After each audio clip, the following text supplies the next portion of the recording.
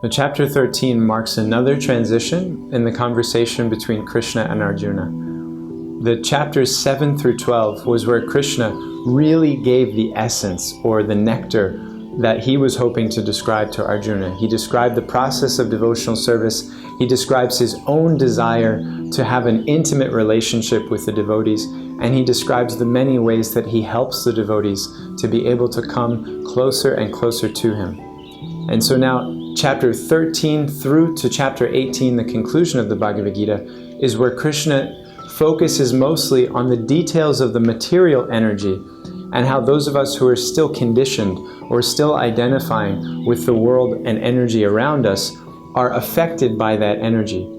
What exactly influences us to think that I am the body I'm in? I'm a white person, or a black person, or an Indian person. I'm a rich person. I'm a poor person. I'm a young person. I'm an old person. All based around bodily designation. How does that influence come on a soul if the soul is actually pure and spiritual consciousness, eternal and free of all those designations? What causes the soul to identify with those things? And what's the dynamic that's favorable for the soul coming out of those confusions? So Krishna begins that conversation in a serious way here in chapter 13.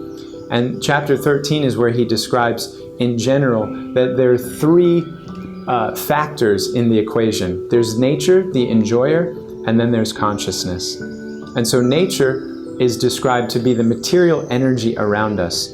Then there's consciousness, or the soul, and then there's the enjoyer, who's Krishna. And so the soul, confusing the relationship between enjoyer and enjoyed, thinks that this material energy around us is actually for my happiness. Just like Arjuna said in the beginning, in the first chapter, he said, I don't see any happiness in this for me, and therefore I'm confused about what to do. So also we think that we should move through the world mostly thinking about what's in it for me. But this is exactly the opposite of the way that Krishna has advised Arjuna to think throughout the Bhagavad Gita. In fact, we should be thinking what's in it for others. What can I do for others? And particularly, what can I do for Krishna that's most wholesome and healthy? And so Krishna is actually sitting in the heart of everyone as super soul. And that's the other element he describes clearly in this 13th chapter. Krishna is sitting in the heart of every living entity, and he's listening to exactly what they want and how they want it and why. And based on their desires, Krishna is sending them a particular experience within this material energy. So there was a book that came out some years ago called The Secret. And the secret was basically that you get what you want, but you have to be careful what you want and make sure what you think you want is really what you're going for, because there's a lot of layers to our desire that we're not always aware of. And this secret is what's being brought out in this 13th chapter, that Krishna is sitting in the heart of every living entity as an expansion of himself called Super Soul. And he's listening to every other soul and calculating very perfectly in a pure way who deserves what, when, and how, and rewarding each living entity based on their particular desire.